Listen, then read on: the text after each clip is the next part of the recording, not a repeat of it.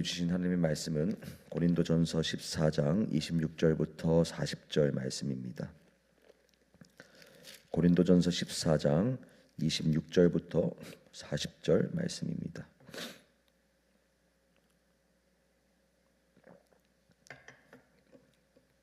제가 봉독하겠습니다. 그런즉 형제들아 어찌할까?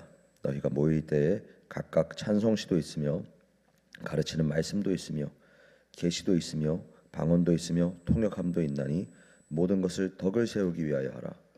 만일 누가 방언으로 말하거든 두 사람이나 많아야 세 사람이 차례를 따라 하고 한 사람이 통역할 것이요 만일 통역한 자가 없으면 교회에서는 잠잠하고 자기와 하나님께 말할 것이요 예언하는 자는 둘이나 셋이나 말하고 다른 이들은 분별할 것이요 만일 곁에 앉아 있는 다른 이에게 계시가 있으면 먼저 하던 자는 잠잠할지니라. 너희는 다 모든 사람으로 배우게 하고 모든 사람으로 권면을 받게 하기 위하여 하나씩 하나씩 예언할 수 있느니라. 예언하는 자들의 영은 예언하는 자들에게 제재를 받나니 하나님은 무질서의 하나님이 아니시오 오직 화평의 하나님이시니라. 모든 성도가 교회의 삶과 같이 여자는 교회에서 잠잠하라. 그들에게는 말하는 것을 허락함이 없나니 율법에 이른 것 같이 오직 복종할 것이요 만일 무엇을 배우려거든 집에서 자기 남편에게 물을지니 여자가 교회에서 말하는 것은 부끄러운 것이라. 하나님의 말씀이 너희로부터 난 것이냐 또는 너희에게만 임한 것이냐. 만일 누구든지 자기를 선지자나 혹은 신령한 자로 생각하거든 내가 너희에게 편지하는 이 글이 주의 명령인 줄 알라. 만일 누구든지 알지 못하면 그는 알지 못한 자니라. 그런즉 내 형제들아 예언하기를 사모하며 방언 말하기를 금하지 말라. 모든 것을 품위 있게 하고 질서 있게 하라. 아멘.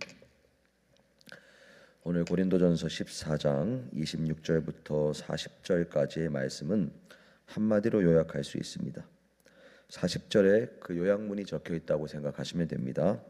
모든 것을 품위 있게 하고 질서 있게 하라. 이 모든 것을 질서 있게 해야 하는 이유가 무엇일까요? 여러 다양하고 중요한 은사가 있지만 질서가 없으면 이 모든 게 유익하지 않기 때문입니다. 26절에 보시면 바울은 고린도 성도들을 향해서 이렇게 말하죠. 너희가 모일 때 찬송시도 있고 가르치는 말씀도 있고 계시도 있고 방언도 있고 통역함도 있다. 그런데 이 모든 것을 어떻게 하라? 덕을 세우기 위하여 하라는 것입니다. 여러 은사가 고린도 성도들에게 나타났고 그런데 이게 덕을 세우지 못하는 방향으로 계속해서 행해야 했기 때문에 여기서 말하는 덕을 세우다라는 의미를 저희가 알 필요가 있습니다. 우리가 생각할 때 덕을 세우라는 의미가 그냥 우리가 생각할 때는 뭔가 도덕적인 의미를 의미하는 것 같습니다. 뭔가 추상적인 것을 의미하는 것 같습니다. 그런데 이제 덕을 세우라는 의미를 헬라어 원어를 따라서 조금 더 이해해 보면요. 덕이라고 번역된 이 단어는 헬라어 오이코도메라는 단어가 번역된 것입니다. 그런데 오이코도메라는 단어의 뜻은 집을 짓는 행위, 집 짓기라는 뜻을 원 의미로 가지고 있는 단어입니다. 그래서 덕을 세운다라는 의미는 무언가를 구체적으로 지어 올라가는 것을 의미합니다. 단순하게 교회 공동체에서 서로 사이좋게 지내고 착하게 지내고 착하게 말하고 착하게 행동해라는 의미를 넘어섭니다. 고린도전서 14장 전체의 맥락을 가지고 이 덕을 세우라는 의미를 집을 짓는 것과 함께 의의해 보자면 다음과 같습니다. 바로 주님의 몸된 교회 공동체, 주님의 몸된 교회 공동체를 우리가 연결된 지체로서 하나씩 하나씩 지어 올려라라는 의미가 되는 겁니다. 그렇게 함께 성장하고 성숙하라는 의미를 갖는 것이 바로 이 덕을 세운다는 의미입니다. 사랑하는 여러분, 그러니 이 덕을 세운다는 의미를 우리가 바로 알 때 교회 공동체에서 은사를 질서 있게 사용하는 것이 얼마나 중요한지 우리가 자연스럽게 알 수 있습니다. 한번 생각해 보십시오.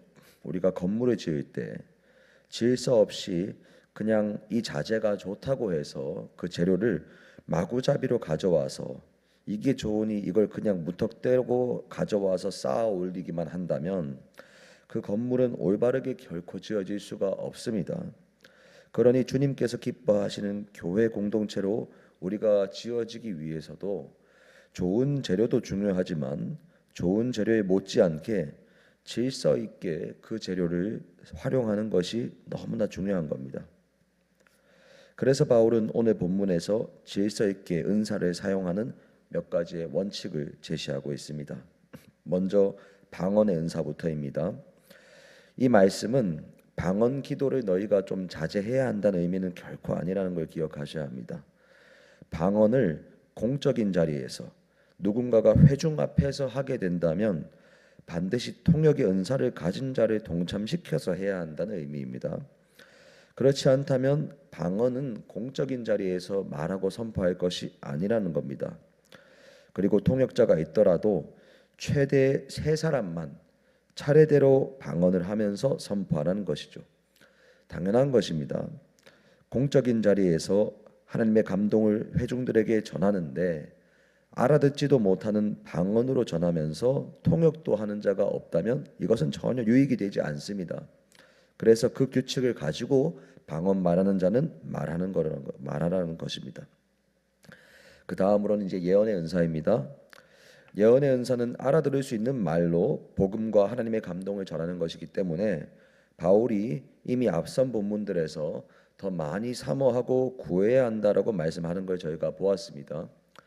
그러나 예언을 할 때도 알아들을 수 있다고 그냥 무턱대고 다 하는 것이 아니고요. 2-3사람이 예언의 말씀을 전하되 듣는 자들은 그 내용을 그저 그냥 바로바로 아멘 하면서 받는 것이 아니라 그 내용을 반드시 검토해야 한다는 겁니다. 왜냐하면 예언에 참 예언과 거짓 예언이 섞여 있기 때문입니다. 잘못된 예언의 가능성도 실수하는 것도 항상 열려 있기 때문입니다. 그리고 검토의 기준은 우리가 다 잘 아시는 것처럼 당연히 이 성경의 말씀이 바로 검토의 기준입니다. 그리고 이 2-3사람이 예언을 할 때 먼저 예언을 전하고 있다가도 그 다음 사람이 계시를 받아서 예언의 감동을 전하기 시작하면 먼저 하던 사람은 잠잠해야 한다라고 말씀합니다. 이게 세상적인 상식과는 살짝 다르게 여겨지기도 하는 부분인데요. 보통 우리가 생각할 때 예의가 있는 것은 먼저 말하던 사람의 말을 끝까지 듣고 내 말을 하는 거죠. 그런데 하나님의 말씀의 감동을 전하는 것은 다른 사람에게 계시가 주어진다면 오히려 먼저 전하던 사람이 하나님의 권위를 인정하고 겸손하게 그 입을 다물고 이제는 들으라는 것입니다. 그리고 예언을 할 때에도 무턱대고 막 쏟아내거나 절제 없이 뱉어내는 것이 아니라 하나씩 하라는 것입니다. 하나씩 하나씩 듣는 자들을 고려하면서 말해주고 스스로의 예언을 절제하고 통제하면서 전할 수 있어야 한다는 것입니다. 여기까지가 바로 32절에 예언하는 자들의 영은 예언하는 자들에게 제재를 받는다는 말씀의 의미입니다. 스스로 통제하지 못하고 예배의 질서를 어긴다면 그것은 하나님으로부터 온 예언인가 과연 그러한가 깊이 의심해 보아야 합니다. 왜냐하면 33절의 말씀대로 하나님은 무질서의 하나님이 아니고 오직 화평의 하나님이시기 때문입니다. 그리고 34절부터는요. 다시 여성에 대한 바울의 권면이 나타납니다. 여자는 교회에서 잠잠하라 이 말을 저희가 잘못 이해한다면 오늘날 교회는 그냥 매 순간 쥐 죽은 듯이 조용해야 할 것입니다. 고린도전서 11장 5절의 말씀을 떠올려 본다면 여자는 공적 예배의 자리에서 머리에 너울이나 수건이나 무엇이든지 올리고 예언을 할 수 있었다라는 것을 고린도전서 11장 5절의 말씀을 근거로 저희가 알 수 있습니다. 그렇기 때문에 오늘 14장 34절의 말씀은 여자한테 아무 말도 하지 말고 그냥 입 다물고 있으라는 의미가 아닙니다. 바울은 고린도전서, 로마서, 빌립보서, 갈라디아서 등 많은 부분에서 여자와 남자가 동등한 입장에서 사역하고 헌신하는 것을 가르치고 권면하는 것을 보았습니다.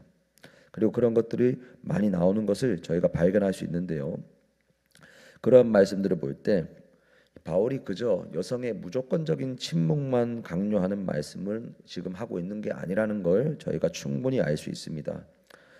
그렇다면 지금 바울은 여자가 잠잠해야 하는 것이 무엇인가라는 것을 말하는 것, 바울이 여자가 잠잠해야 한다고 말하는 것이 무엇인지 저희가 이제 보아야 하는데요. 이것을 우리가 문맥에 따라서 볼 때 예언하는 자들이 예언을 하고 있을 때 그 예언을 듣고 여성들이 그 공적인 자리에서 그 예언을 분별하는 말을 하고 그 예언의 내용이 합당한 것인지 결정하는 재판관 역할을 하지 말라는 것을 의미합니다. 그 이유가 무엇인가 하니까요. 창세기 3장 16절의 말씀을 바울은 근거로 들어서 여자가 예언의 말씀을 분별하는 재판관 역할을 하지 말아야 한다라고 말씀하고 있는데요. 그 창세기 3장 16절 말씀이 무엇인가 하니까 여자는 오직 복종하라는 것입니다. 3장 16절 말씀에 풀어낸 것이 오직 복종하라는 것인데 창세기 3장 16절은 하와가 선악과 열매를 먹은 이후에 하나님께서 하와에게 말씀하실 때 너는 남자를 다스리려고 하지만 남자에게 오히려 다스림 받을 것이다. 이것이 개역 개정에는 너는 남편을 원하지만 남편은 너를 다스릴 것이다 라고 번역되어 있으나 이것이 쉬운 성경이나 다른 성경의 원어적 의미를 더 살린 번역으로 보면은 여성은 죄를 짓고 난 직후에 생긴 죄성이 무엇인가 하면요, 남성을 끊임없이 지배 가운데 두려고 한다는 것입니다. 남자와 여자가 동등한 창조물로서 피조물로서 동등한 하나님의 형상으로 바라보고 서로 존중하고 그리고 하나님이 정하신 질서는 남성의 권위라는 질서 아래 여성을 둔 것이 하나님의 창조 질서 가운데 먼저 두신 것인데 여성이 죄를 짓고 죄성이 바로 올라온 것이 바로 남성을 자기의 지배 아래 두면서 하나님이 세우신 질서를 바꾸려고 하는 것이란 겁니다. 이게 창세기에 나온 하나님의 말씀입니다. 물론 남성도 선악과의 열매에 따른 처음 생긴 죄성은 이제 모든 것을 남성이 다스리면서 근데 그 다스림이 그 가운데 폭력이 나타나고 이제 권위주의가 들어오는 것이 남성의 죄악이라고 할 수 있습니다. 그러나 여기에서 지금 바울이 말하고 있는 것은 여성이 가지고 있는 그 죄성이라는 것이 있기 때문에 교회에서도 예언의 말씀이 선포될 때 그 자리 가운데에서 여성이 예언의 말씀을 재판관과 같이 그 자리 가운데에서 서로 막 토론하고 판단하고 여러 말을 막 하면서 교회 공동체의 질서를 어지럽히지 말라고 지금 바울이 말하고 있는 것입니다. 그래서 그러한 연장선에서 지금 이 말씀이 예언을 공적 자리에서 판단하고 토론하고 분별하는 역할은 여자에게 지금 허락되지 않았다라는 것을 저희가 볼 수 있습니다. 그리고 바울의 서신서를 읽어보면요, 바울은 이 철저하게 여성과 남성이 하나님 앞에서 동등한 가치를 가진 존재이지만 동시에 분명한 역할의 차이와 질서가 있다는 사실을 일관되게 강조하고 있음을 알 수 있습니다. 그리고 그러한 질서 역시 모두 다 성경의 내용에 근거하고 있다는 것을 저희가 발견할 수 있고, 그리고 지금 여자에게 교회에서 예언의 부분을 분별할 때 잠잠하라는 이 말씀이 초대교회 당시의 모든 초대교회의 관례였다는 것도 이 33절 하반절을 통해서 저희가 확인할 수가 있는 바입니다. 그래서 오늘 말씀의 결론입니다. 결국에는 주님의 몸된 교회 공동체가 건강하게 지어져 가기 위해서는 질서가 필요하다는 겁니다. 방언을 할 때도 질서가 필요하고 예언을 할 때도 질서가 필요하고 그리고 그것을 분별할 때에도 남성과 여성 사이에 세우신 하나님의 질서를 저희가 기억하면서 해야 한다는 것을 바울은 가르치고 있습니다. 왜냐하면 하나님이 선물로 주신 최상급의 영적인 재료이자 도구라고 할 수 있는 은사들도 우리에게 그것이 있다고 하더라도 질서 있게 사용하지 못한다면 결코 교회 공동체에 덕이 세워지지 않기 때문입니다. 제대로 지어지지 못하고 함께 성장하고 성숙해지는 과정에 어려움이 생기기 때문입니다. 그리고 오늘 우리가 이 말씀을 통해서 또 생각해 볼 것은 이것이 과연 은사뿐이겠는가라는 겁니다. 오늘 본문은 은사 자체를 구체적으로 지정해서 말씀하고 있는 말씀이지만 사실 성경의 많은 부분은 하느님이 세우신 질서와 범위를 벗어나면 그것이 죄가 되고, 질서와 범위를 벗어나지 않고 하느님이 정하신 범위 안에서 우리가 머물러야 한다는 사실을 늘 강조하고 있습니다.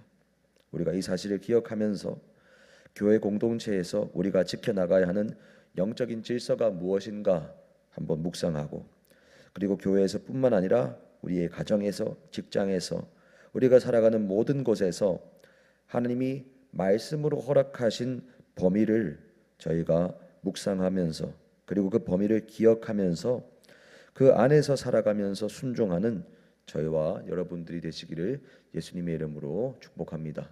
함께 기도하겠습니다. 하나님 아버지, 감사합니다. 우리가 질서 있게 살아가게 하여 주옵소서. 내가 생각하는 바른 질서가 아니라 하나님이 영적으로 세우신 성경 말씀을 근거로 해서 우리에게 알려주신 그 질서대로 저희가 살아가게 하여 주옵소서. 아버지께서 세우신 그 질서와 그 범위 안에 살아가는 것이 바로 순종인 줄로 믿습니다. 그것이 바로 겸손인 줄로 믿습니다. 그리고 그 범위를 벗어나서 우리가 하고 싶은 대로 하고자 하는 것이 바로 교만이고 죄인 줄로 압니다. 아버지, 오늘 우리가 은사를 사용하는 과정에서도 또 교회 안에 세우신 남성과 여성의 질서에 대한 말씀도 보았사오니, 아버지, 오늘 우리가 우리의 큰숲교회에서 함께 성도로서 살아갈 때에도 우리가 어떤 질서 가운데에서, 하나님의 질서 가운데에서 어떻게 우리가 공동체로 살아가야 하는 것인지 저희가 깊이 또 묵상하고 분별하면서, 그리고 분별하였을 때 오직 순종하는 저희가 되게 하여 주옵소서. 또한 교회 안에서뿐만 아니라 우리의 가정과 직장과 살아가는 모든 곳에서 하나님이 말씀을 통해서 알려주신 그 질서와 범위를 묵상하고 이해하여서 그 안에서 순종함으로 살아가는 우리들 되게 하여 주옵소서. 감사드립니다. 예수님 이름으로 기도합니다. 아멘.